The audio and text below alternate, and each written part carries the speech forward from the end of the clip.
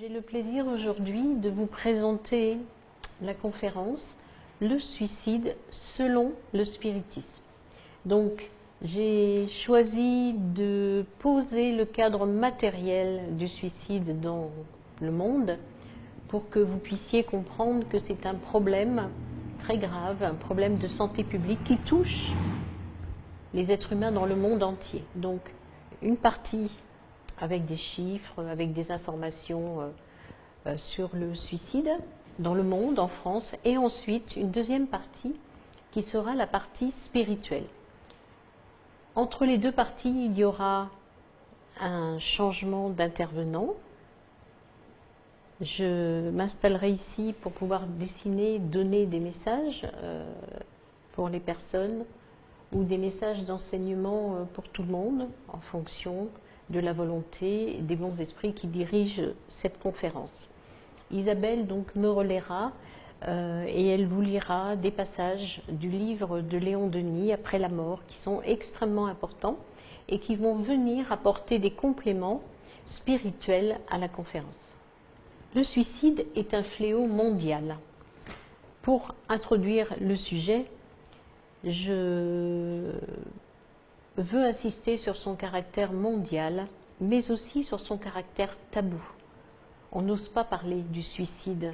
C'est une honte d'avoir quelqu'un qui s'est suicidé dans la famille. C'est quelque chose de très douloureux en plus, dont on ne parle pas beaucoup. Ces chiffres donnés par l'OMS, l'Organisation mondiale de la santé, ce sont des chiffres qui ont été publiés pour la première fois seulement. Il n'y a jamais eu de rapport mondial avant l'année 2014, ce qui montre bien le côté tabou de cet aspect de la mort. Ce rapport contient des chiffres de 2012 et il a fallu 2 ans pour pouvoir le terminer. Donc ce rapport a rassemblé les connaissances matérielles acquises dans ce domaine dans le monde entier. Ce rapport a été intitulé « Prévention du suicide, l'état d'urgence ». Il y a une véritable urgence mondiale à s'occuper des problèmes du suicide et surtout d'aider à prévenir le suicide. Donc, ce rapport mondial a pour objectif d'encourager les pays membres à développer ou à renforcer leur stratégie globale de prévention du suicide selon une approche multisectorielle, c'est-à-dire avec différentes approches. Bien que l'OMS a donné une conception de la santé dans laquelle il y a l'aspect spirituel, ici on ne retrouve pas l'aspect spirituel. Il n'est pratiquement pas développé. Ce sont des approches sociologiques, des approches ethnographiques, des approches statistiques, mais pas des approches spirituelles. Donc c'est un véritable problème de santé publique mondiale. Le suicide fait davantage de victimes que la guerre ou les catastrophes naturelles. L'intoxication par pesticides et la pendaison, les armes à feu, sont les méthodes les plus utilisées dans le monde. Seuls 28 pays membres seulement ont des stratégies nationales de prévention du suicide. Ce qui veut dire que dans la majorité des pays membres, ils sont bien plus de 28, il n'y a pas de politique de prévention. C'est toujours ce tabou, cette peur d'aller bouger quelque chose, la peur de la mort de notre société occidentale. Et de plus, les chiffres que vous allez voir sont sous-estimés, puisque les chiffres du suicide sont cachés par de nombreux pays où il y a des déclarations de décès pour lesquels il n'y a pas eu d'autopsie et on ne sait pas si c'est un suicide. Donc, retenez bien ce côté caché, ce côté tabou et ce fléau mondial très grave. Il y a une journée mondiale de prévention du suicide chaque année le 10 septembre. Donc nous allons la faire nôtre et le 10 septembre 2018, nous aurons une action pour cette journée-là. Dans les pays qui sont les moins développés, il y a beaucoup de suicides. Et l'on remarquera Selon l'OMS, plus de 800 000 personnes meurent chaque année de suicide, soit une toutes les 40 secondes. Imaginez. C'est ce qu'on avait, c'est Jean-Pierre Quefflin qui devait venir, mais qui n'a pas pu venir, parce qu'il est au Canada, qui devait venir faire cette conférence. Et il nous avait impressionnés en Belgique, quand on était allé au symposium, parce qu'il avait une espèce de chronomètre. Et alors, toutes les 40 secondes, ça pulsait, et il nous disait, toutes les 40 secondes, voilà, il y a eu un suicide, il y a un suicide, il y a un suicide. Donc, retenez bien que toutes les 40 secondes dans le monde, il y a un suicide. Que depuis que j'ai pris la parole, je ne sais pas combien il y a eu de suicides dans le monde, mais il y a des frères et sœurs désemparés qui ont mis fin à leur jour. Donc le suicide, c'est l'action délibérée de mettre fin à sa vie seule par des moyens mortels. Donc j'ai fait cette définition par moi-même en me basant sur ce qu'est le suicide, mais j'ai insisté en mettant seul pour faire la différence avec l'euthanasie. Il y a un autre type de suicide qui est le suicide assisté, mais là on est dans le suicide où un être humain seul décide de mettre fin à sa vie. Donc plus de 800 000 personnes, je vous l'ai dit, meurent chaque année du suicide, et il y a environ 75% des suicides qui ont lieu dans les pays à revenus faibles ou intermédiaires. Ce qui veut dire que la pauvreté va accentuer les risques de suicide et qu'il y a un lien à faire entre l'argent, une vie décente et le suicide, surtout dans le tiers-monde. En Europe, le taux est le plus élevé, le taux le plus élevé de la moyenne mondiale. En Afrique, il y a beaucoup de jeunes et des personnes âgées. La France est en tête du nombre de suicides et l'Asie du Sud-Est connaît énormément de suicides, notamment le taux le plus élevé dans le monde, c'est en Inde, par l'ingestion des pesticides. Alors nous allons encore dérouler les chiffres. Le suicide est la deuxième cause de décès chez les 15-29 ans dans le monde. La jeunesse est très touchée. Pourquoi cette jeunesse est-elle très touchée dans le monde entier? Il y a bien quelque chose de commun chez ces jeunes. On sait qu'à l'adolescence, il y a un mal existentiel et on sait que l'adolescence dure un peu plus longtemps de nos jours qu'il y a une cinquantaine d'années. Au niveau mondial, les taux de suicide sont supérieurs chez les personnes âgées de 70 ans ou plus. Ce qui est frappant, c'est que c'est au début de la vie et à la fin de la vie. Au début de la vie, il pourrait y avoir plein d'espérance. Il y a un manque d'espérance. À la fin de la vie, les personnes âgées pourraient cheminer d'une manière plus sereine, mais elles vont chercher la mort. Il y a bien un problème de perte de sens dans le suicide. Globalement, les décès par suicide sont plus nombreux chez les hommes que chez les femmes. Il y a 75% d'hommes qui se suicident. Dans les pays riches, ceux-ci sont 3 fois plus touchés. Les hommes âgés de 50 ans ou plus sont particulièrement vulnérables. À 50 ans, il y a des phénomènes hormonaux qui se produisent, on dit bien la crise de la cinquantaine, donc une remise en cause de l'existence. Pourquoi les hommes? Alors j'ai lu pas mal de témoignages pour faire ce travail, et des témoignages de femmes qui disaient mais quand ça va pas, mais il y a les enfants, il y a la vie, on doit tout porter, donc on ne peut pas partir et laisser nos enfants. Cependant, on verra que les tentatives de suicide sont très fréquentes chez les femmes, mais elles s'en sortent toujours. Peut-être qu'elles n'ont pas ce désir de mourir parce qu'elles ont une charge d'âme, que peut-être les hommes ont moins dans leur rôle social. Les femmes sont plus solides aussi que les hommes. Et on a vu dans le statut méprisé de la femme, source de l'avortement, que la femme était un esprit qui avait choisi de subir de nombreuses épreuves, donc mieux préparée à subir les épreuves que les hommes.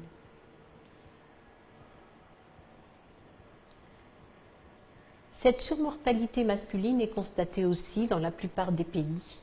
Deux catégories d'âge présentent une surmortalité, les 45-54 ans et les plus de 75 ans. Surmortalité veut dire un nombre important de décès dans cette tranche d'âge spécifiquement.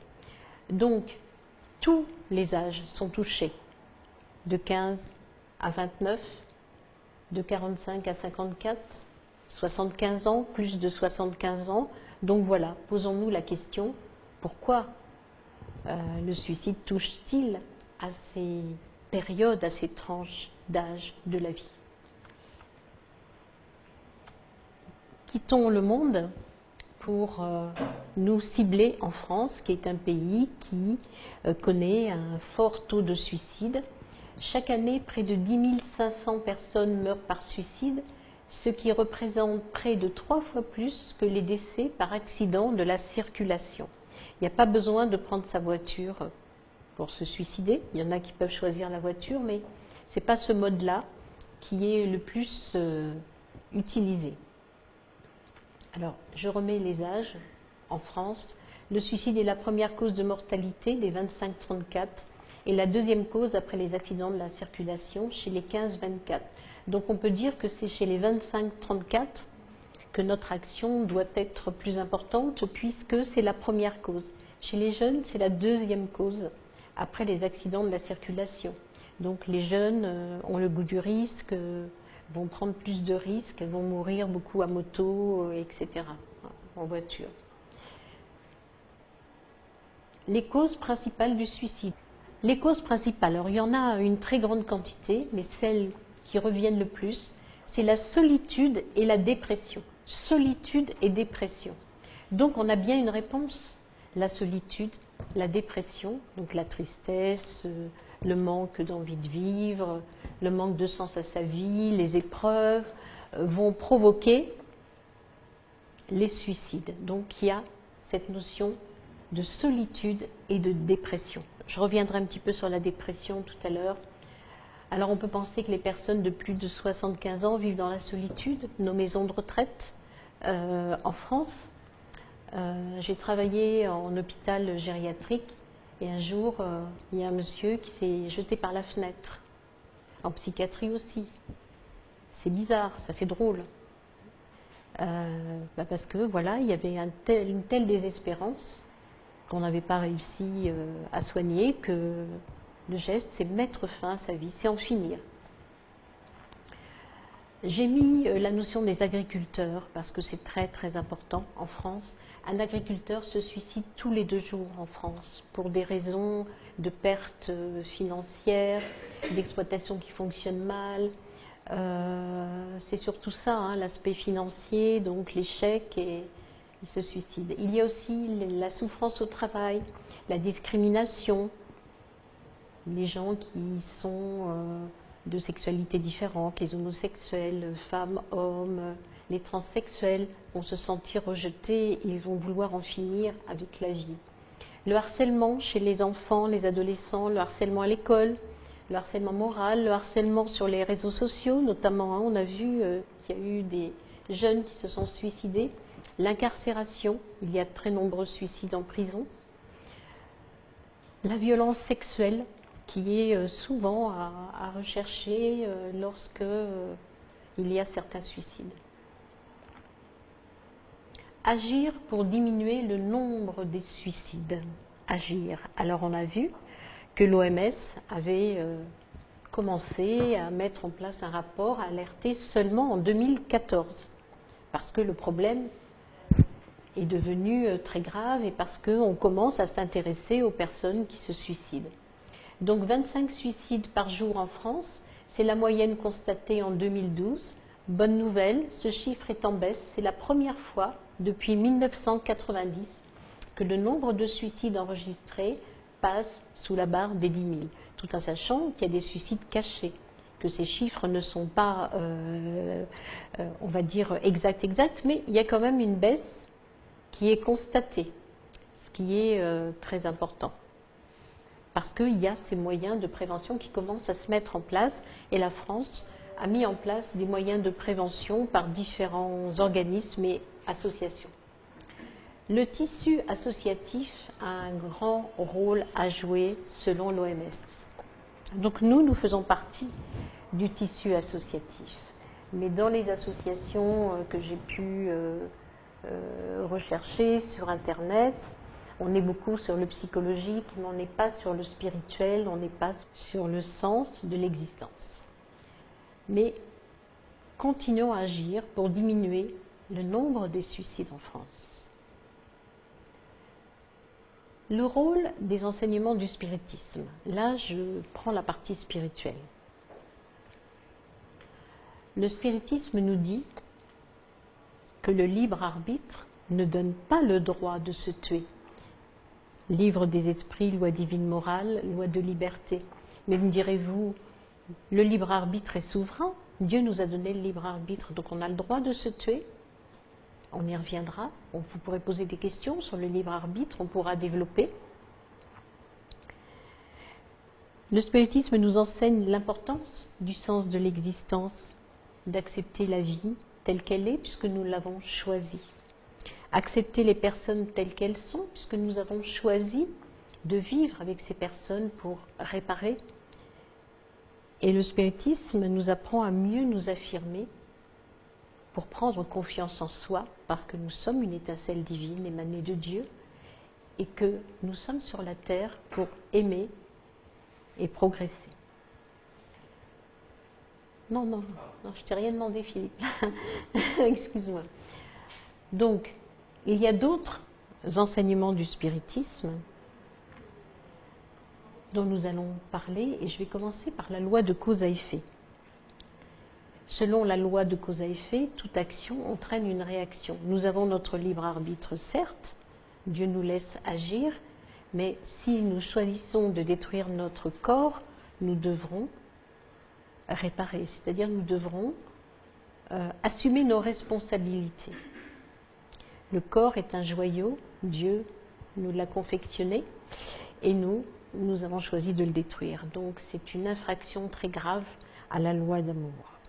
Donc nous aurons écourté notre vie, elle n'aura pas été menée à terme, nous aurons transgressé la loi divine. Donc quand je vous parle ici de suicide, on est toujours dans le suicide conscient, volontaire, direct. Il sera nécessaire de comprendre grâce au spiritisme pourquoi nous sommes sur Terre, planète d'expiation, pourquoi nous souffrons, et où nous allons, certitude que la vie continue après la mort. Donc l'immortalité de l'âme étant une réalité, Léon Denis nous l'a décrit. Tout à l'heure, vous entendrez un scientifique, un neuroscientifique qui a prouvé l'existence de la conscience, vous en parlez. Donc aujourd'hui, la science change son paradigme. Et nous allons vers une révolution extraordinaire, comme le dit le docteur Mario Beauregard, une révolution qui va asseoir le spiritisme et qui va permettre aux êtres humains qui le voudront bien de comprendre que leur âme est immortelle et le sens de leur vie changera, l'amour se développera davantage et les suicides disparaîtront au fur et à mesure.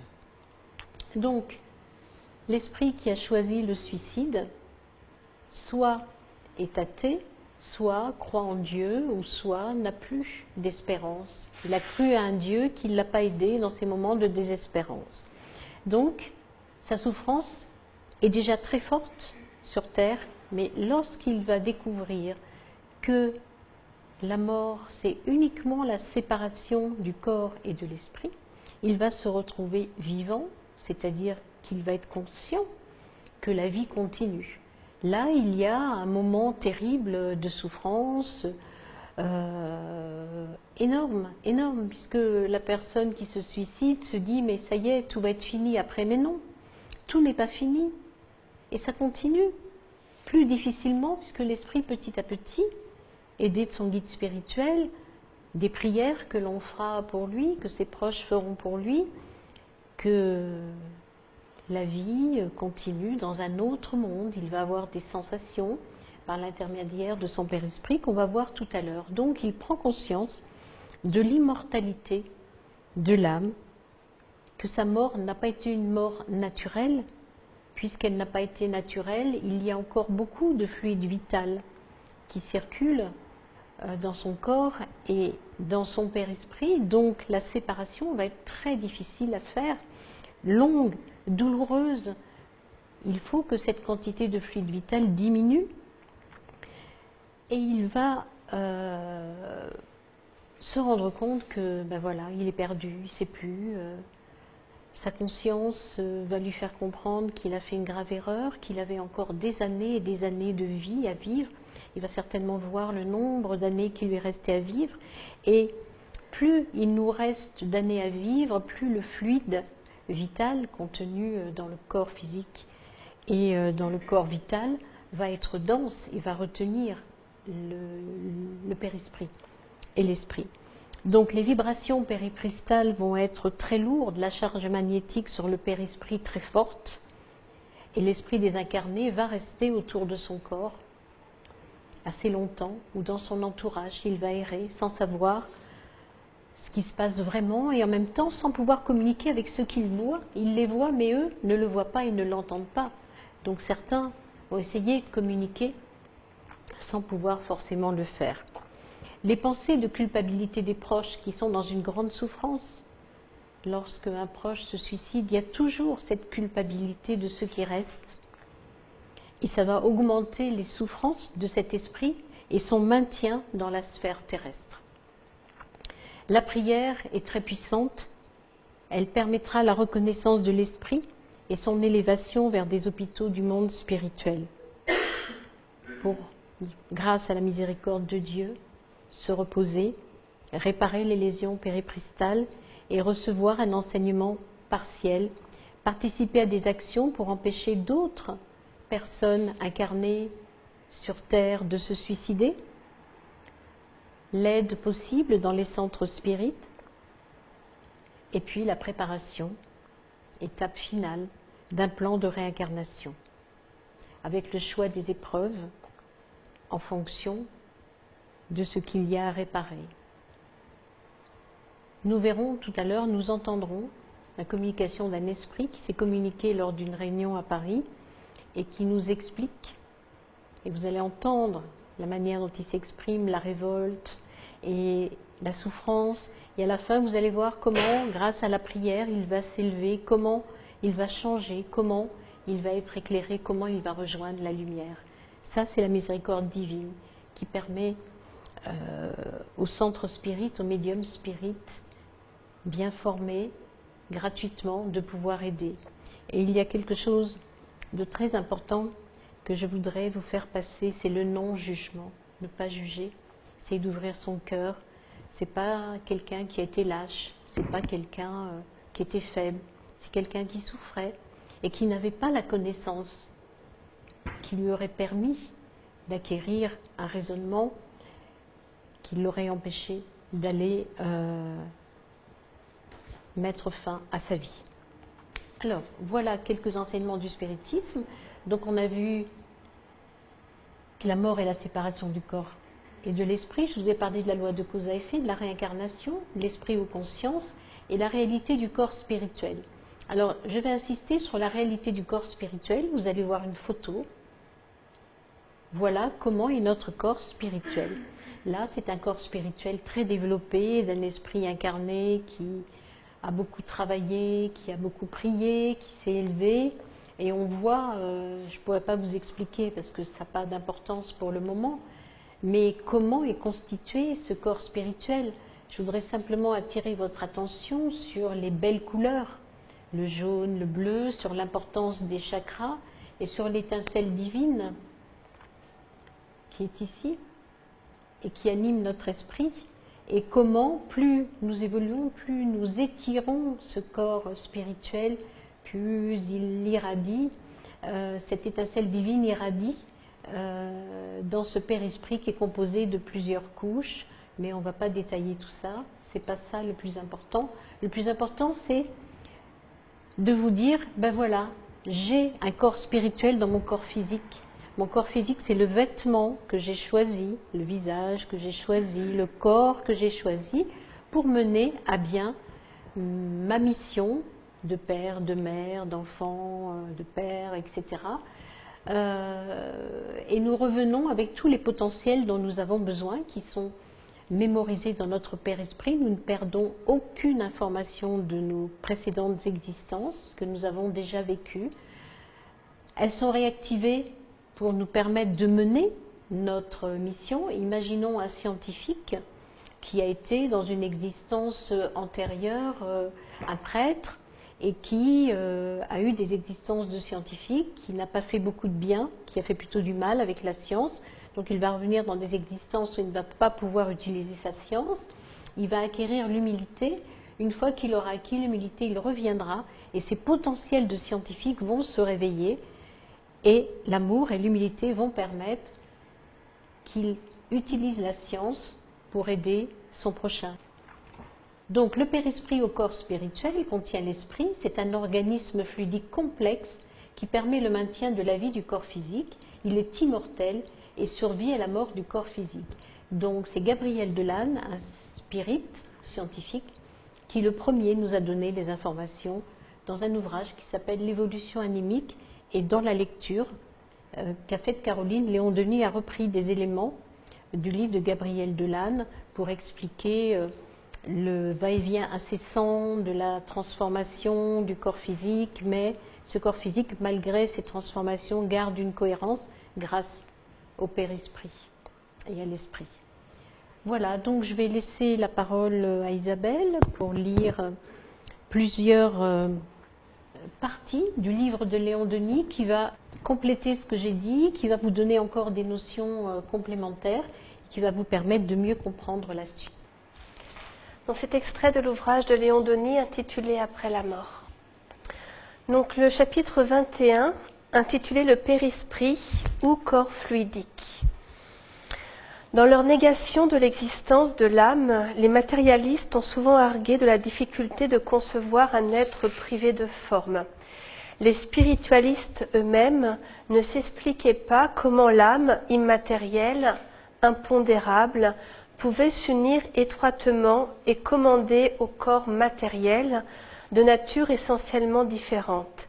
Ces difficultés ont trouvé leur solution dans les expériences du spiritisme. Ainsi que nous l'avons dit précédemment, l'âme, pendant la vie corporelle comme après la mort, est constamment revêtue d'une enveloppe fluidique, plus ou moins subtile ou éthérée, qu'Allan Kardec a nommé père-esprit ou corps spirituel. Le père-esprit sert de lien entre le corps et l'âme. Il transmet à celle-ci les impressions des sens et communique au corps les volontés de l'esprit. Au moment de la mort, il se détache de la matière tangible, abandonne le corps aux décompositions de la tombe, mais inséparable de l'âme, il demeure la forme extérieure de la personnalité. Le père-esprit est donc un organisme fluidique. C'est la forme préexistante et survivante de l'être humain, le substratum sur lequel se modèle l'enveloppe charnelle comme un vêtement invisible, formé d'une matière quintessentielle qui pénètre tous les corps, quelque impénétrable qu'ils nous paraissent. La matière grossière, incessamment renouvelée par la circulation vitale, n'est pas la partie stable et permanente de l'homme. C'est le père-esprit qui assure le maintien de la structure humaine et des traits de la physionomie, et cela à toutes les époques de la vie, de la naissance à la mort. Il joue ainsi le rôle d'un moule compressible et expansible sur lequel la matière terrestre s'incorpore. Ce corps fluidique n'est cependant pas immuable, il s'épure et s'ennoblit avec l'âme. Il la suit à travers ses incarnations sans nombre, monte avec elle les degrés de l'échelle hiérarchique, devient de plus en plus diaphane et brillant pour resplendir un jour de cette lumière éclatante dont parlent les Bibles antiques et les témoignages de l'histoire touchant certaines apparitions. Le périsprit conserve tous les acquis de l'être vivant. C'est dans le cerveau de ce corps spiritualisé que les connaissances s'emmagasinent et s'impriment en lignes phosphorescentes, et sur lui que se modèle et se forme le cerveau de l'enfant à la réincarnation.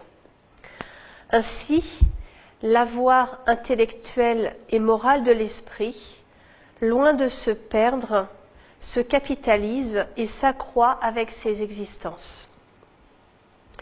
De là les aptitudes extraordinaires qu'apportent en naissant certains êtres précoces, particulièrement doués. L'élévation des sentiments, la pureté de la vie, les élans vers le bien et l'idéal, les épreuves et les souffrances patiemment endurées affinent de plus en plus le périsprit, en étendent, en multiplient les vibrations. Comme une action chimique, ils en consument les particules grossières et ne laissent subsister que les plus subtiles, les plus déliées. Par un effet inverse, les appétits matériels, les passions basses et vulgaires réagissent sur le périsprit, l'alourdissent, le rendent plus dense et plus obscur. L'attraction des globes inférieurs, comme la Terre, s'exerce avec force sur ces organismes qui conservent en partie les besoins du corps et ne peuvent les satisfaire. Les incarnations des esprits qui en sont dotés se succèdent rapidement jusqu'à ce que le progrès par la souffrance vienne atténuer leurs passions, les soustraire aux influences terrestres et leur ouvrir l'accès de mondes meilleurs. Une corrélation étroite relie les trois éléments constitutifs de l'être. Plus l'esprit est élevé, plus le périsprit est subtil, léger, brillant, plus le corps est exempt de passion, modéré dans ses appétits et ses désirs.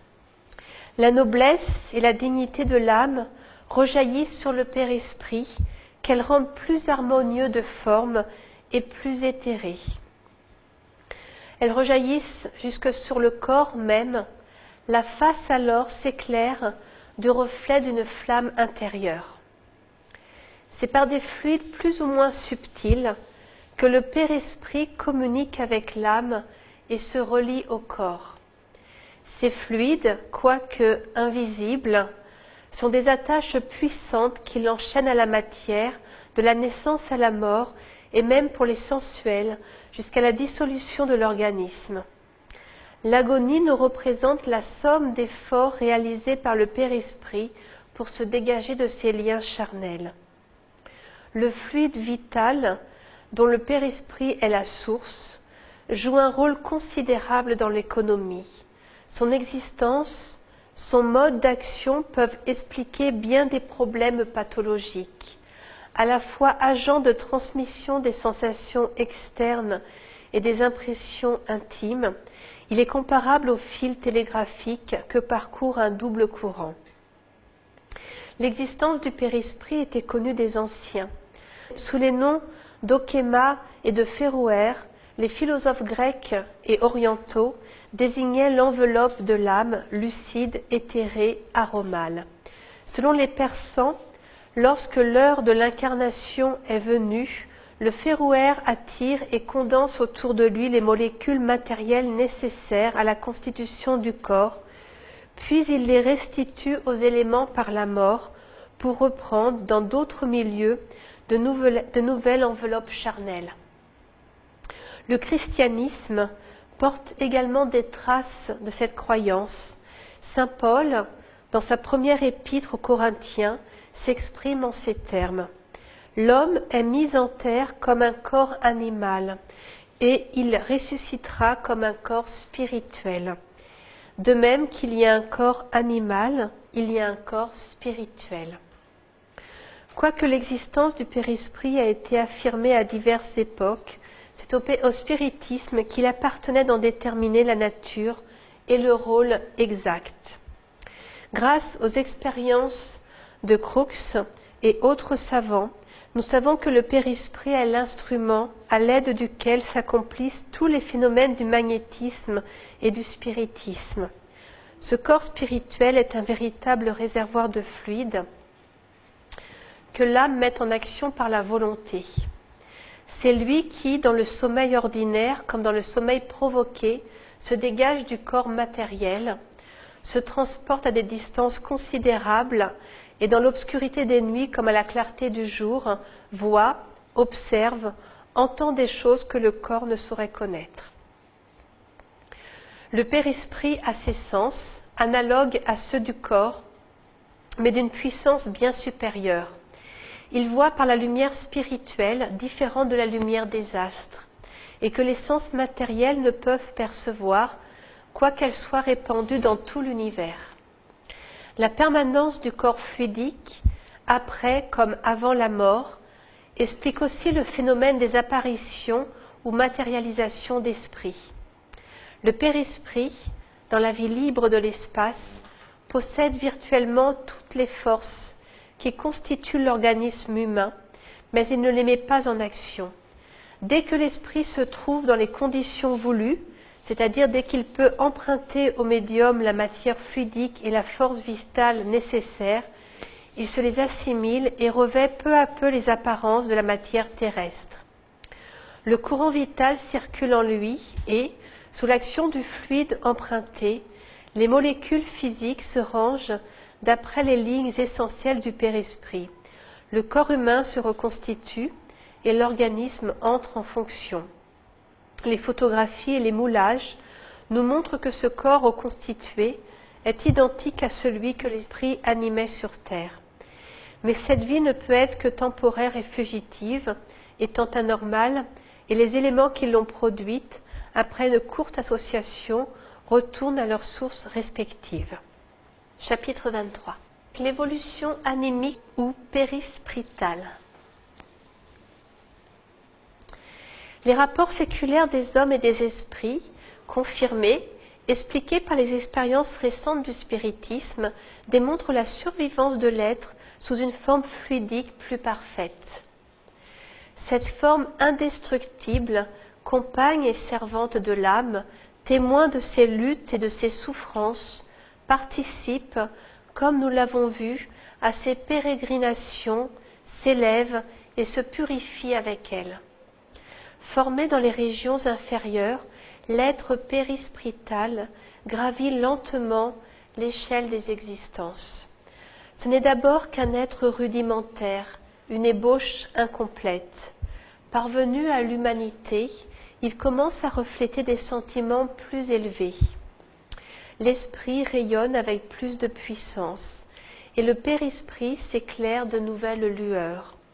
De vie en vie, à mesure que les facultés s'étendent, que les aspirations s'épurent, que le champ des connaissances s'agrandit, il s'enrichit de sens nouveaux. Chaque fois qu'une incarnation s'achève, comme un papillon s'élance de sa chrysalide, le corps spirituel se dégage de ses haillons de chair. L'âme se retrouve entière et libre et, en considérant le manteau fluidique qui la recouvre, dans son aspect splendide ou misérable, elle constate son propre état d'avancement. Ainsi que le chêne garde en lui la marque de ses développements annuels, ainsi le père-esprit conserve, sous ses apparences présentes, les vestiges des vies antérieures, des états successivement parcourus. Ces vestiges reposent en nous, souvent oubliés, mais dès que l'âme en évoque, en réveille le souvenir, ils reparaissent comme autant de témoins, jalonnent la route longuement et péniblement parcourue. Les esprits arriérés ont d'épaisses enveloppes imprégnées de fluide matériel. Ils ressentent encore après la mort les impressions et les besoins de la vie terrestre. La faim, le froid, la douleur subsistent pour les plus grossiers d'entre eux. Leur organisme fluidique, obscurci par les passions, ne peut vibrer que faiblement et leurs perceptions en sont d'autant plus restreintes. Ils ne savent rien de la vie de l'espace, tout est ténèbres en eux et autour d'eux. l'âme pure, détachée des attractions bestiales, transforme son père-esprit et le rend semblable à elle. Plus ce père-esprit est subtil, plus il vibre avec force, plus ses perceptions et ses sensations s'étendent. Il participe à des modes d'existence dont nous pouvons à peine avoir l'idée. Il s'enivre des jouissances de la vie supérieure, des magnifiques harmonies de l'infini. Telle est la tâche de l'esprit humain et telle est sa récompense. Par ses longs travaux, se façonner de nouveaux sens, d'une délicatesse et d'une puissance sans bornes. Dompter les passions brutales, faire de l'épaisse enveloppe primitive une forme diaphane, resplendissante de lumière. Voilà l'œuvre assignée à tous, et que tous doivent poursuivre à travers des étapes innombrables sur la route merveilleuse que les mondes déroulent sous leurs pas. Chapitre 30, la dernière heure. Que se passe-t-il au moment de la mort et comment l'esprit se dégage-t-il de sa prison de chair? Quelles impressions, quelles sensations l'attendent à cet instant redouté? C'est là ce que nous avons tous intérêt à connaître, car tous nous ferons ce voyage. La vie peut nous échapper dès demain. Nul de nous n'échappera à la mort. Or, ce que les religions et les philosophies nous avaient toutes laissé ignorer, les esprits viennent en foule nous l'apprendre. Ils nous disent que les sensations qui précèdent et suivent la mort sont infiniment variées et dépendent surtout du caractère, des mérites, de la hauteur morale de l'esprit qui quitte la terre. La séparation est presque toujours lente et le dégagement de l'âme s'opère graduellement. Il commence parfois longtemps avant la mort et n'est complet que lorsque les derniers liens fluidiques qui unissent le corps au périsprit sont rompus. L'impression ressentie est d'autant plus pénible et prolongée que ces liens sont plus puissants et plus nombreux. L'âme, cause permanente de la sensation et de la vie, éprouve toutes les commotions, tous les déchirements du corps matériel. Douloureuse, pleine d'angoisse pour les uns, la mort n'est pour les autres qu'un doux sommeil, suivi d'un réveil délicieux. Le dégagement est prompt, le passage facile à celui qui a rempli ses devoirs, s'est détaché par avance des choses de ce monde et aspire au bien spirituel. Il y a au contraire lutte, agonie prolongée chez l'esprit attaché à la terre, qui n'a connu que les jouissances matérielles et a négligé de se préparer au départ. Dans tous les cas, cependant, la séparation de l'âme et du corps est suivie d'un temps de trouble, fugitif pour l'esprit juste et bon, qui s'éveille bientôt à toutes les splendeurs de la vie céleste, très long, au point d'embrasser des années entières pour les âmes coupables, imprégnées de fluides grossiers. Parmi celles-ci, beaucoup croient vivre de la vie corporelle longtemps après la mort. Le père-esprit n'est à leurs yeux qu'un second corps charnel, soumis aux mêmes habitudes, parfois aux mêmes sensations physiques que durant la vie.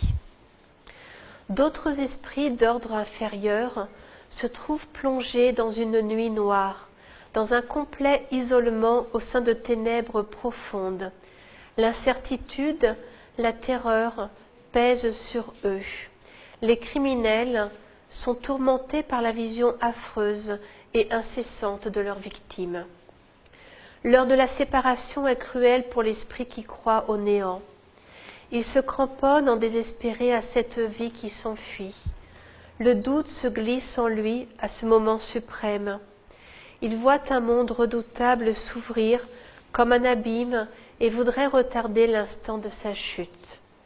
De là une lutte terrible entre la matière qui se dérobe et l'âme qui s'acharne à retenir ce corps misérable.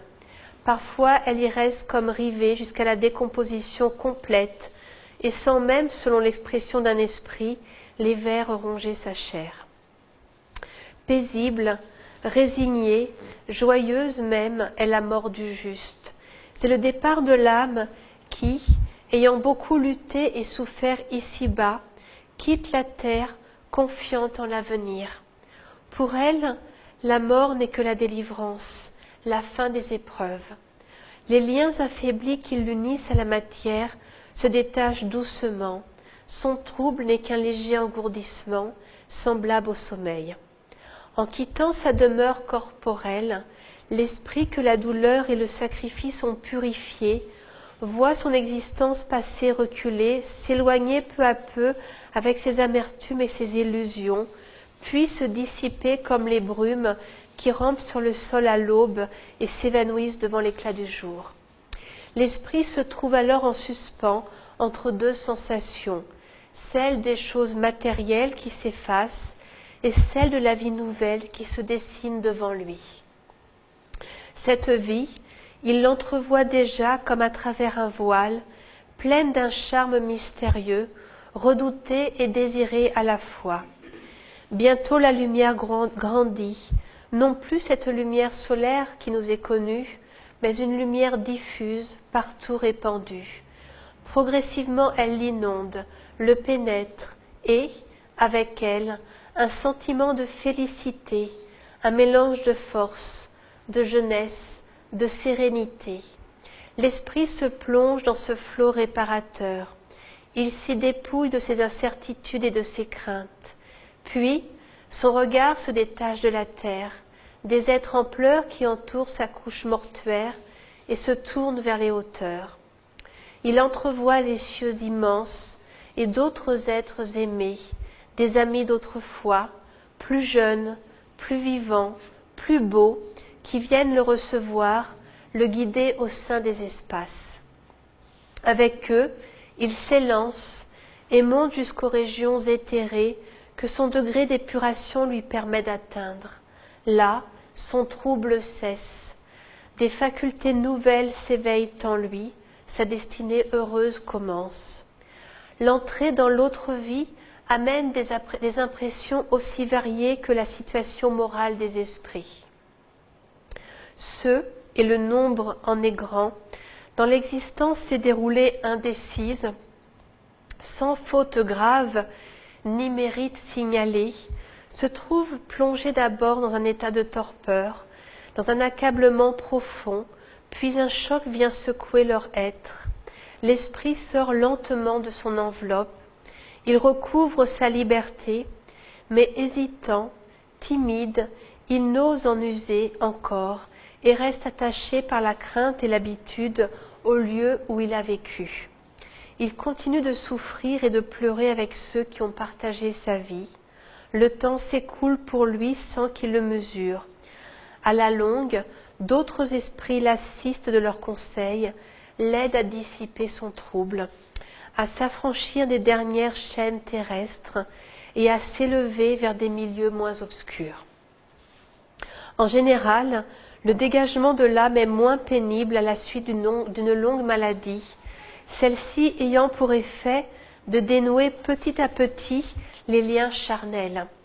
Les morts soudaines, violentes, survenant lorsque la vie organique est dans sa plénitude, produisent sur l'âme un déchirement douloureux, la jettent dans un trouble prolongé. Les suicidés sont en proie à des sensations horribles. Ils éprouvent pendant des années les angoisses de la dernière heure et reconnaissent avec effroi qu'ils n'ont échangé leurs souffrances terrestres que pour d'autres plus vives encore. La connaissance de l'avenir spirituel, l'étude des lois qui président à la désincarnation sont d'une grande importance pour la préparation à la mort. Elles peuvent adoucir nos derniers instants et nous rendre le dégagement facile, en nous permettant de nous reconnaître plus vite dans le monde nouveau qui nous est ouvert. Chapitre 31, le jugement. Une loi aussi simple dans son principe qu'admirable dans ses effets préside au classement des âmes dans l'espace. Plus les molécules constituantes du Père-Esprit sont subtiles et raréfiées, plus la désincarnation est rapide et plus larges sont les horizons ouverts à l'esprit. En raison même de sa nature fluidique et de ses affinités, il s'élève vers les groupes spirituels qui lui sont similaires. Son degré d'épuration détermine son niveau et le classe dans le milieu qui lui convient. On a comparé avec quelque justesse la situation des esprits dans les cieux à celle de ballons gonflés de gaz de densités différentes, qui, en raison de leur pesanteur spécifique, monteraient à des hauteurs variées. Il faut s'empresser d'ajouter que l'esprit est doué de liberté, qu'il n'est pas immobilisé sur un point, qu'il peut, dans certaines limites, se déplacer et parcourir les régions éthérées. Il peut toujours modifier ses tendances, se transformer par le travail et l'épreuve et, en conséquence, s'élever à son gré sur l'échelle des êtres.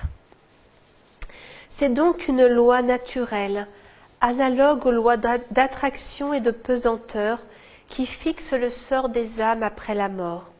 L'esprit impur, alourdi par ses fluides matériels, reste confiné dans les couches inférieures de l'atmosphère terrestre, tandis que l'âme vertueuse, à l'enveloppe épurée et subtile, s'élance joyeuse, rapide comme la pensée, et plane dans l'azur infini. C'est aussi en lui-même, dans sa propre conscience, que l'esprit trouve sa récompense ou son châtiment. Il est son propre juge. Le vêtement de chair étant tombé, la lumière le pénètre, son âme apparaît nue, laissant voir en elle le vivant tableau de ses actes, de ses volontés, de ses désirs. Instant solennel, examen plein d'angoisse et souvent de désillusion. Les souvenirs s'éveillent en foule et la vie tout entière se déploie avec son cortège de fautes, de faiblesses, de misère. De l'enfance à la mort, tout, pensée, parole, action, tout sort de l'ombre, reparaît au jour, s'anime et revit. L'être se contemple lui-même, revoit une à travers les temps, ses existences évanouies, ses chutes, ses ascensions, ses stations innombrables. Il compte les étapes franchies, mesure le chemin parcouru, compare le bien et le mal réalisé. Du fond du passé obscur surgissent à son appel, comme autant de fantômes, les formes que son âme revêtit dans ses vies successives. Dans une vision saisissante, il embrasse les longues perspectives des âges écoulés. Il en évoque les scènes sanglantes, passionnées, douloureuses, les dévouements et les crimes.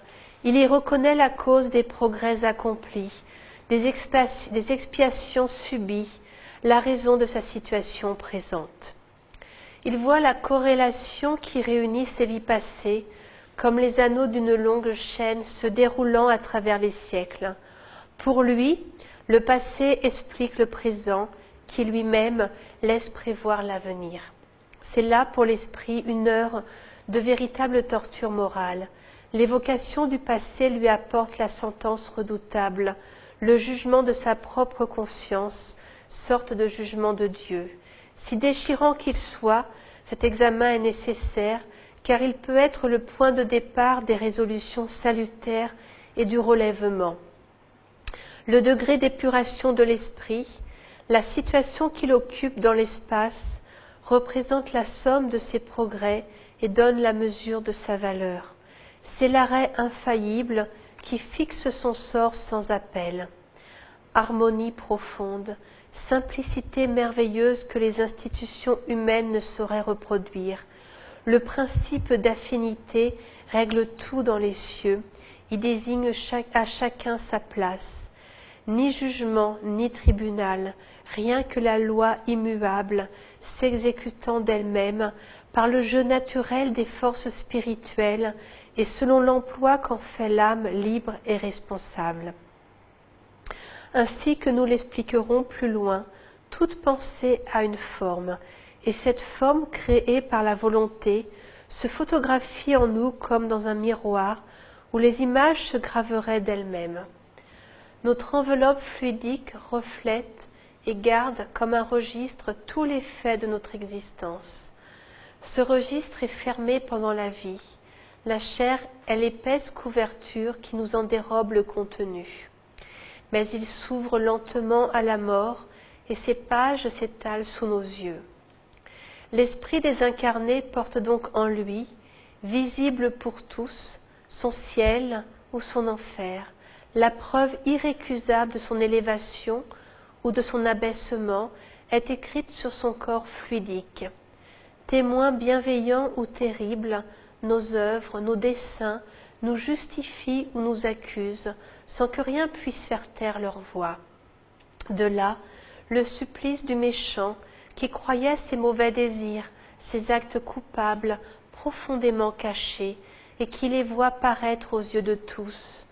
De là ses remords, quand repassent devant lui les années oisives et stériles, les heures données à la débauche ou au crime, ainsi que les victimes en pleurs, sacrifiées à ses instincts brutaux. De là encore le bonheur de l'esprit élevé, qui a su vaincre ses passions et consacrer sa vie à aider et consoler ses frères. Pour se distraire de ses soucis, de ses préoccupations morales, l'homme a le travail, l'étude, le sommeil. L'esprit n'a plus ses ressources. Dégagé des liens corporels, il se trouve sans cesse en face du tableau fidèle et vivant de son passé. Aussi les amers et continuels regrets qui en découlent, dans la plupart des cas, éveillent bientôt en lui le désir de reprendre un corps charnel pour combattre, souffrir et racheter ce passé accusateur.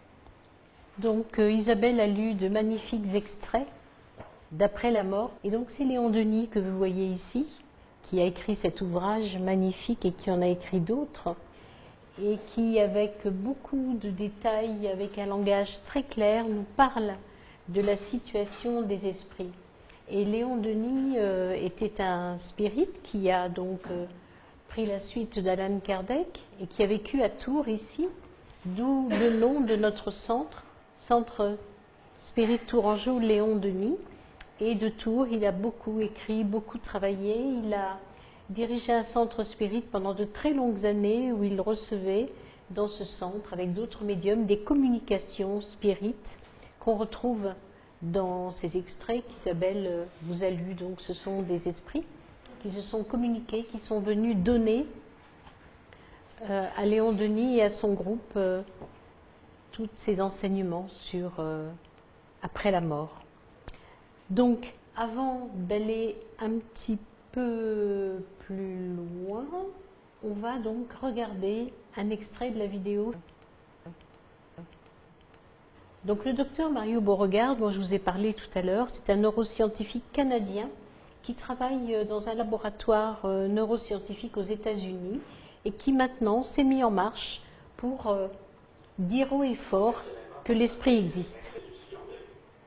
Donc le docteur Mario Beauregard, qui a fait faire un pas énorme à la science, et ce paradigme post-matérialiste, ce sont un certain nombre de scientifiques sous la direction de Mario Beauregard qui affirment que la science telle qu'on la connaît, qui est matérialiste et qui nie la conscience, nie Dieu et le reste, cette science-là, elle est morte.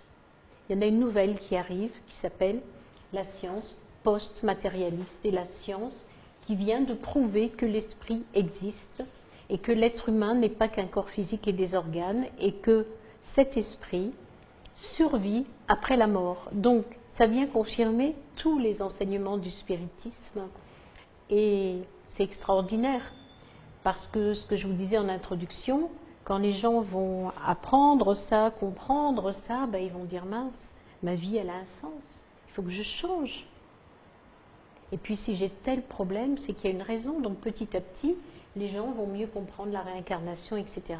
Donc merci Mario Beauregard, hein, il a beaucoup travaillé dans des existences antérieures pour en arriver là avec beaucoup de courage.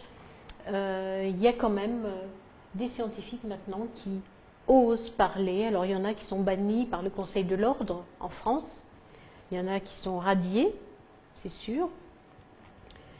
Mais lui, c'est un Canadien qui travaille aux États-Unis. Donc les Américains, ils ont tous les défauts possibles et imaginables, mais ils sont extraordinaires parce qu'ils permettent de parler en toute liberté. Ils n'empêchent pas les scientifiques de parler de leurs découvertes. Et on doit ça aussi, hein, aux Américains. Il y a d'autres Américains aussi qui ont fait des travaux, qui ont mené le professeur Mario Beauregard à ça. Alors il faut savoir qu'il a beaucoup travaillé avec des religieuses carmélites qui ont accepté de venir dans son laboratoire. Il a été le premier à étudier avec l'IRM, ces appareils de résonance magnétique, hein, qui montrent des super photos. Et c'est en étudiant ces religieuses carmélites en prière qu'il a découvert que la prière faisait changer certaines zones du cerveau et que la prière transformait et que le cerveau avait des potentiels. Moi, j'ai appris à l'école d'infirmière il y a une vingtaine d'années que les neurones, qui étaient les cellules du cerveau, étaient en nombre limité et qu'on avait tant de neurones et c'est tout. Aujourd'hui, on dit que les neurones se reconstruisent. Il y a toute une nouvelle approche. Et le docteur Mario Beauregard nous dit l'esprit existe, le cerveau n'est qu'une interface. Le cerveau ne produit pas l'esprit. Puisque jusqu'ici, tous les scientifiques disaient mais c'est le cerveau et ça, c'est pas l'âme. Donc voilà, il y a une porte énorme qui s'est ouverte et qui va apporter énormément à l'humanité. En France, ils sont très frileux. Il y a le docteur Charbonnier, hein, qui travaille pas mal. Il a eu des menaces de mort, il a eu son site qui a été explosé, on l'empêche d'aller à des émissions radio, des émissions de télé, elles sont annulées au dernier moment, voilà. Mais lui, il continue à se battre. Donc, dans le monde, il y a des esprits incarnés, scientifiques, médecins surtout, qui sont venus pour faire changer l'humanité, la faire évoluer, participer à la régénération de la Terre. Donc, ça confirme tous les enseignements du spiritisme. Hein. Voilà, donc ça, c'est une bonne nouvelle. Alors, vous pourrez aller la regarder sur Facebook, il y a le lien. Ensuite, le rôle des groupes spirites. On peut faire beaucoup pour aider les familles de personnes qui sont suicidées, et c'est ce qu'on va faire très bientôt. Donc le centre Tourangeau-Léon-Denis va développer une activité dans ce sens-là. Il y a un petit moment que les bons esprits nous donnent des communications sur le suicide depuis un certain temps, et petit à petit, ils nous ont amenés à ce travail. Donc l'accueil des familles et l'écoute bienveillante, bien sûr, pas de jugement. Qui sommes-nous pour juger? Prière pour les esprits désincarnés suicidés. Donc on le fait en foyer de lumière, dans les foyers de lumière respectifs, quand on a connaissance de quelqu'un qui s'est suicidé. Donc on prie dans ces foyers de lumière et ça aide beaucoup ces esprits souffrants. Et puis aussi individuellement, dans notre prière quotidienne, on peut élever nos pensées pour tous les esprits qui se sont suicidés sur la terre, pensées d'amour. Et il y a aussi dans l'évangile, selon le spiritisme, une prière pour les suicidés. Expliquer, j'ai oublié le X, explication, non? Si, c'est bon, explication de la médiumnité gratuite au service du bien, toujours gratuitement. On ne peut pas faire payer les gens quand ils viennent dans nos groupes spirites, puisque nous ne sommes que des instruments. Des réponses aux questions dans les permanences téléphoniques. Donc nous allons mettre une permanence téléphonique, il y en a déjà une, mais on va voir un peu comment on va pouvoir répondre, parce que Jean-Pierre Queflin, ce monsieur qui a fait tout un travail sur le suicide, puisqu'il a vécu une expérience de mort imminente, qu'il est revenu transformé, et que les bons esprits lui dit que sa mission, c'était d'agir pour prévenir le suicide. Donc il va faire des conférences un peu partout, il a écrit un livre, et il nous a dit qu'il avait mis une permanence, et alors il avait des appels qui venaient de partout, et il ne savait plus comment faire, quoi. Donc, quelle permanence téléphonique, comment, quand, sachant qu'il y a un groupe, une association en France qui s'appelle SOS Amitié et qui, elle, a une réponse 24 heures sur 24. Nous, on se dirigerait dans un cadre spirit, avec des réponses spirit. Indication de références bibliographiques et vidéos sérieuses, donc il va falloir qu'on pense à faire des petits fascicules où on pourrait regrouper tout ça. Organisation de séances d'aide aux esprits désincarnés suicidés. Les bons esprits nous ont donné cette tâche à faire, donc ils vont nous mettre au travail. Confidentialité, bienveillance, compassion, à nous de développer encore plus ces qualités. Donc il y aura peut-être une formation, peut-être, qui pourra se faire. Suivi et orientation vers des professionnels de santé pour un suivi. Nous avons toujours comme éthique, en tant que spirit, de ne jamais empêcher les gens d'aller voir leur médecin, mais au contraire, toujours travailler en complémentarité. Et il y a des personnes qui auront besoin d'aller vers des professionnels de santé. Nous, nous apportons une réponse spirituelle. Les professionnels de santé apportent une réponse psychologique, médicale, etc.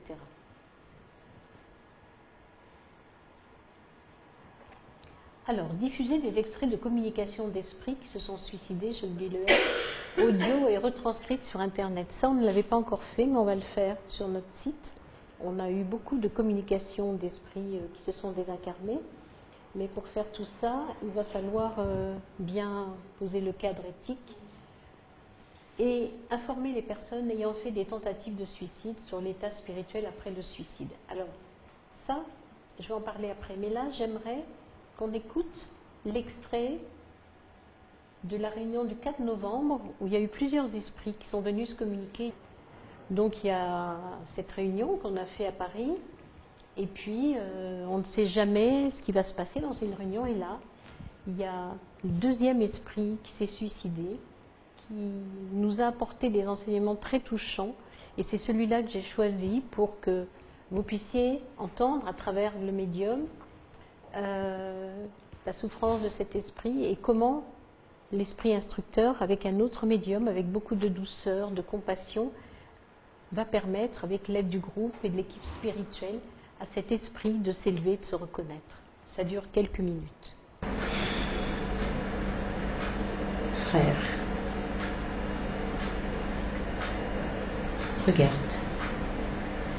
ne sois pas si triste, regarde.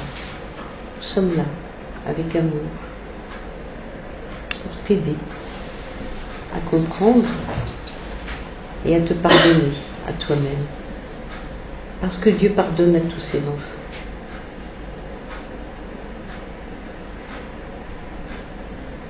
Comprends-tu cela? Oui, je comprends. Je n'ai pas encore acquis. Mais je comprends. Que veux-tu nous transmettre? Parce que tu as eu l'autorisation de le faire, pour nous aider à mieux comprendre, à ne pas juger les personnes qui sont passées comme toi par cette épreuve très douloureuse, pour ouvrir nos cœurs à la compassion de tous ceux qui, comme toi, ont choisi un jour de décider de la fin de leur existence sans attendre le décret divin.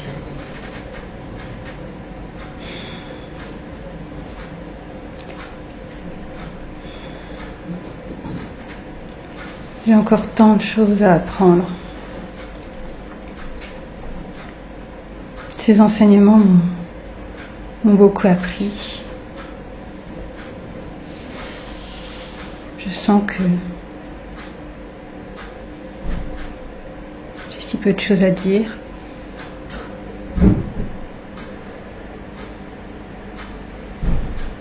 Mais je vais essayer. Dis-nous comment nous pouvons être meilleurs, comment nous pouvons aider davantage, et comment nous pouvons aimer davantage ses frères et sœurs dans ta situation.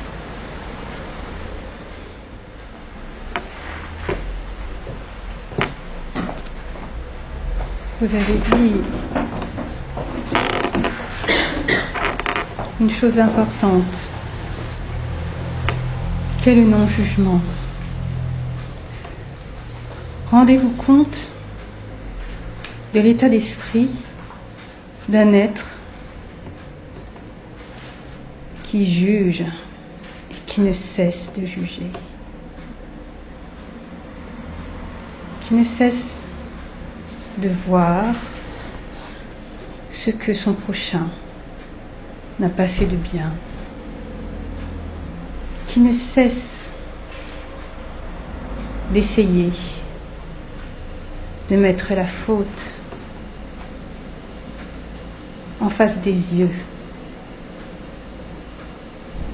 de celui qui, peut-être,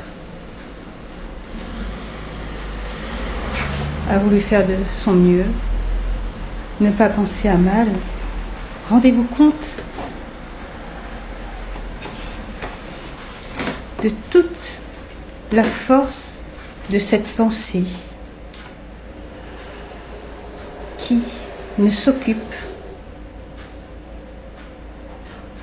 qu'à voir et faire ressortir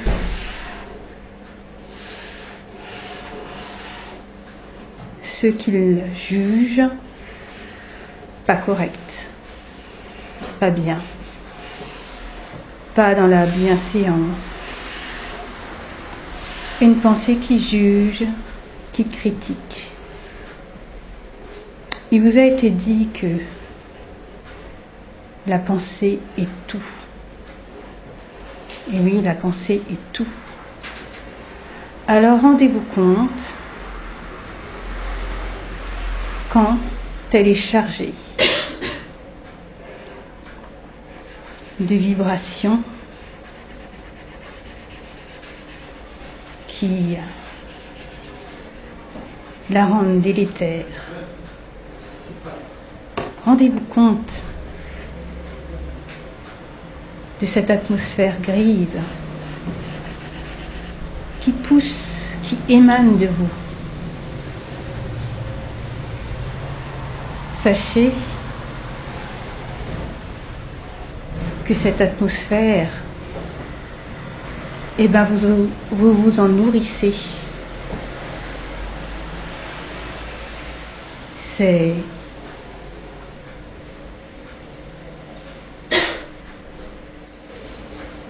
Nous te demandons, frère, de nous expliquer comment ne pas juger. La colère et la révolte sont si forts dans ton esprit que tu démontres une forme de jugement. Frère d'amour, nous ne sommes pas là pour te juger. Dieu a permis seulement que tu puisses exprimer à quel point le jugement t'a fait souffrir sans juger par toi-même. L'apprentissage que tu fais en ce moment est de comprendre que la révolte ne pourra pas te permettre de passer cette porte étroite par laquelle tu dois passer pour te reconnaître. Dis simplement que tu as beaucoup souffert du jugement de tes proches et que cela est encore gravé dans ta mémoire péricristale. Peux-tu dire que tu as pardonné? Essaye de ressentir avec l'aide de ton guide spirituel et du médium qui t'entoure de fluide d'amour grâce à l'action des bons esprits, ce que tu ressens maintenant et ce que l'amour peut permettre, le non-jugement. Et tu repartiras dans la lumière, entouré des esprits instructeurs qui attendent depuis longtemps pour t'emmener vers la lumière qui pansera toutes tes blessures. merci. Il est vrai que je suis apaisée. C'est profond. Oui, colère et révolte. J'ai souffert du jugement. Mais malheureusement, j'en ai aussi donné. J'ai aussi jugé parce que j'avais mal.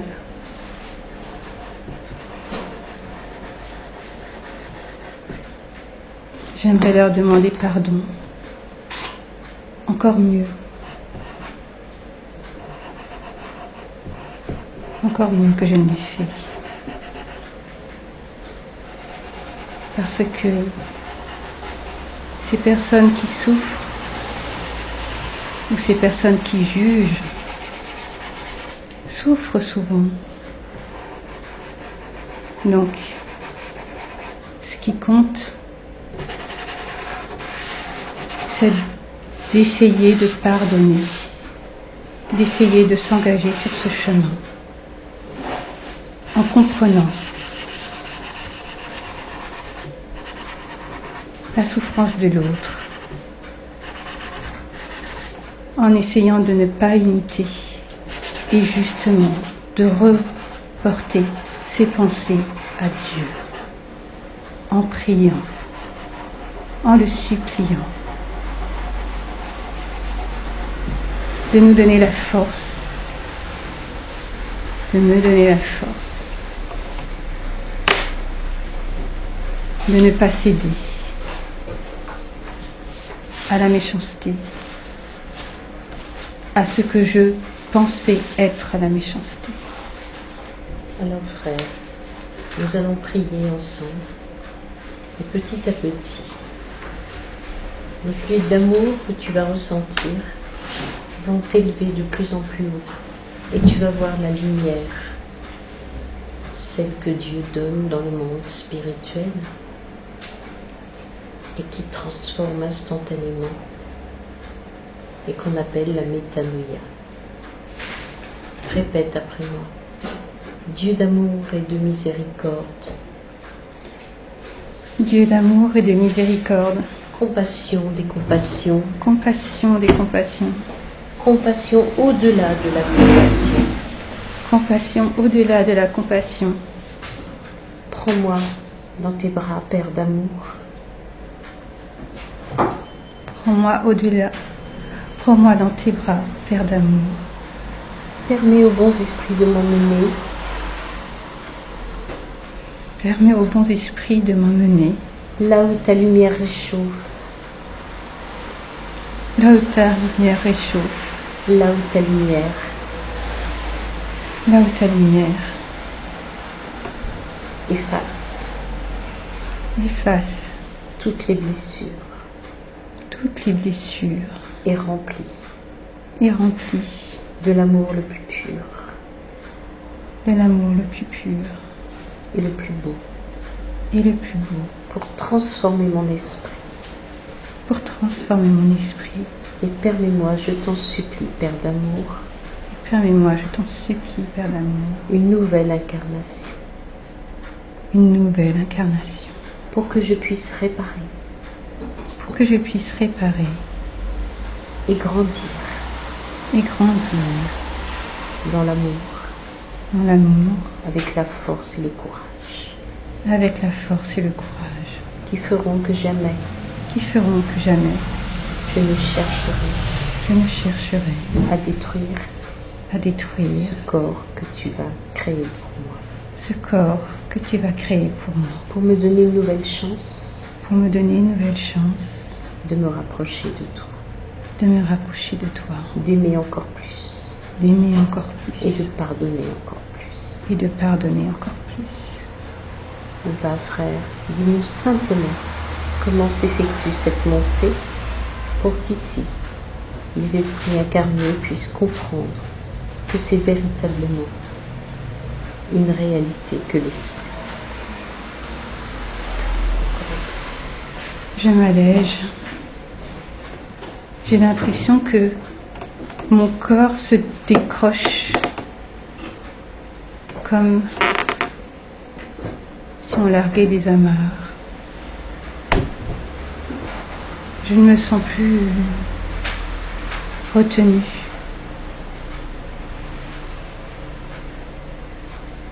Et je plane. Je plane. Va Je vers m'envole. l'avenir. Envole-toi vers l'avenir. Merci à Plane vous. encore, plus haut, encore plus haut. Que notre amour t'accompagne. Donc voilà, quelque chose qui touche, parce que c'est vraiment la réalité. Quand on écoute les intonations de cet esprit, on peut ressentir les moments de souffrance, on ressent la difficulté que cet esprit a pour prier, parce qu'il se rend compte, grâce à l'aide des bons esprits, qu'il a fait une infraction grave à la loi divine et que malgré tout, Dieu lui permet de pouvoir préparer une nouvelle incarnation. Et il y a de la belle émotion, vous l'avez ressenti. Et cette montée magnifique, la manière dont cet esprit dit « je me sens me décrocher, c'est comme si je larguais les amarres, je plane », c'est magnifique. Donc ça donne beaucoup de joie dans ce travail médiumnique. J'espère que vous avez été touchés et que ça bouge quelque chose dans votre cœur. Et quand vous entendrez parler d'une personne qui s'est suicidée, vous enverrez beaucoup d'amour et à aucun moment vous ne jugerez parce que vous avez pu vous rendre compte de la souffrance de ces esprits. Donc, ensuite, on arrive à la fin de la conférence. Je voudrais qu'on s'arrête un peu sur les tentatives de suicide, puisque jusque-là, on n'a parlé que des personnes qui se sont suicidées, que l'on peut aider lors des réunions médiumniques, parce qu'ils sont amenés par les bons esprits. Mais il y a tous ceux qui ont fait des tentatives de suicide, donc qui sont passés à côté de la mort, qui reviennent parfois transformés, parfois pas du tout, parfois en colère, et qui recommencent. Donc comment on peut agir, nous les spirites, dans les associations spirites, pour toucher cette population et essayer d'apporter quelque chose, de la compassion. Donc, comme je l'ai dit tout à l'heure, le suicide, c'est souvent de la révolte, de la colère, de la non-résignation face aux épreuves, face aux pertes. Et comme le sens de l'existence n'est pas clair, ces personnes pensent que c'est en abrégeant leur existence que le problème ou les problèmes se régleront. Et tout à l'heure, lorsqu'Isabelle a lu un extrait, Léon Denis parlait du rôle de la pensée. Alors les personnes qui font des tentatives de suicide, même celles qui se suicident, en fait, peuvent avoir pour la plupart des pensées obsédantes, des pensées suicidaires, des pensées qui ne sont pas les leurs, mais qui sont là sans cesse. Je vais vous faire part de plusieurs témoignages avec des gens qu'on a traités spirituellement, et puis un témoignage que j'ai trouvé sur Internet. L'influence des pensées est un canal de syntonie, c'est-à-dire un moyen pour des esprits endurcis, des esprits qui ne se sont pas reconnus et qui cherchent sur Terre à perturber, faire souffrir des esprits fragiles qui ont des pensées suicidaires. Donc, dès l'instant où on a des pensées négatives, des pensées suicidaires, on va attirer par le rôle de la pensée qui est un fluide, qui crée des images au niveau du Père-Esprit, nous allons attirer les esprits autour de nous qui sont endurcis et qui soit sont passés par le suicide et qui ne se sont pas reconnus, soit sont pervers et veulent pousser un esprit incarné à se suicider pour pouvoir prendre son corps. Ils pensent qu'ils peuvent prendre le corps d'une personne incarnée, mais c'est faux. Mais donc ils vont créer ces pensées suicidaires. Et on a l'exemple d'un jeune homme qui avait fait plusieurs tentatives de suicide. On a été le voir en psychiatrie, on s'est occupé de lui. Sa maman nous a fait beaucoup confiance. Et il était arrivé à un point, et il nous l'a dit quand il est venu au centre, à Paris, il nous a dit j'étais sur un pont et j'ai entendu des voix sans cesse qui me disaient allez, tue-toi, jette-toi, va tuer ta mère. Et il était dans un effroi terrible, il aurait préféré sauter que d'aller tuer sa mère. Donc il ne l'a pas fait. Il s'est sauvé, voulant se suicider pour ne pas tuer sa mère. Mais n'oubliez pas l'action du guide spirituel. Il y aura une conférence sur les anges gardiens, les guides spirituels. Il faut savoir que Dieu met, avant notre naissance, au moment de notre naissance, toute notre vie, au moment de notre mort et après notre mort, un esprit supérieur auprès de nous qu'on appelle ange gardien. C'est l'ange gardien des religions, le guide spirituel. C'est un esprit supérieur qui a pour mission de veiller sur nous, donc qui est toujours près de nous lorsqu'on en a besoin. Mais il est important d'en être conscient pour pouvoir demander son aide par une vibration d'amour. Et comme on l'avait suivi, ce jeune homme, et qu'on lui avait parlé de son ange gardien, il a appelé son ange gardien, et cet ange gardien a pu suffisamment agir sur son protégé, sur son père-esprit, pour lui permettre de ne pas passer à l'acte. Il est passé à l'acte d'une autre manière, un peu plus tard, mais pas à ce moment-là. Il y a aussi un témoignage que j'ai vu sur Internet d'un homme d'une 40aine d'années qui avait des problèmes avec sa femme et qui n'en pouvait plus. Et un jour, il a entendu « Allez, vas-y, il était dans sa voiture, vas-y, va, tue-toi, c'est bien, vas-y, tue-toi ». Et il a été conscient qu'il entendait cette voix-là et qu'à un moment donné, il a failli lancer sa voiture contre un mur et il s'est repris, action de l'ange gardien que nous on peut déterminer mais que lui ne savait pas déterminer. Et donc, il a réussi à ne pas passer à l'acte. Donc, les tentatives de suicide dans le monde, il y a là juste une carte que vous puissiez vous rendre compte du nombre de tentatives et que ça touche le monde entier. Donc les tentatives, on les trouve un peu dans les statistiques. Ce sont surtout des femmes plus que des hommes. Elles vont choisir des moyens comme les médicaments, des moyens qui ne sont pas forcément la pendaison, les armes à feu, des moyens chimiques. Et ce sont surtout des femmes. En jaune, c'est inférieur à 5 cas pour 100 000 personnes. Donc on voit que ça se situe essentiellement en Afrique, un petit peu là en Amérique latine. Donc pour 5, il y a pas mal de pays qui sont touchés. Donc je vais regarder la France. Voilà, donc on est dans cette catégorie-là, en rouge, la France. Donc nous voyons tout ce qui est la Russie, les pays slaves. On voit aussi une partie de l'Afrique et un petit bout en haut là, de l'Amérique latine. Voilà, l'Amérique du Sud. Donc on voit que pratiquement tous les pays du monde sont touchés. Ici un petit peu moins, mais il y en a quand même en jaune. Donc il y en a partout. Il y a des pays où c'est plus que d'autres. On voit qu'au niveau de l'Occident, c'est pas mal quand même. Voilà, tentatives de suicide. Les tentatives de suicide sont très nombreuses. Il y a des personnes ayant essayé de passer à l'acte, à soutenir, à consoler, en France et ailleurs. Nous devons agir auprès des populations les plus touchées, leur accorder une attention particulière. On a vu qu'il y avait des personnes âgées, plus de 75 ans, on a vu qu'il y avait des ados et des jeunes adultes. Donc soyons vigilants aux personnes âgées, aux adolescents et adultes de sexe masculin. Multiplier les conférences sur le suicide, notamment dans les salons parapsy dans plusieurs villes de France, où il y a énormément de monde qui passe et où on peut toucher des personnes ayant fait des tentatives. Semer les enseignements reçus sous la forme d'un ouvrage. Nous avons beaucoup de communications d'esprits qui se sont suicidés, nous avons beaucoup de choses à faire, nous pouvons faire un ouvrage. Oui, nous pouvons faire un ouvrage qui pourra donner cette connaissance spirituelle des suicides en nous appuyant sur les travaux des scientifiques et sur ce que nous a appris Mario Beauregard.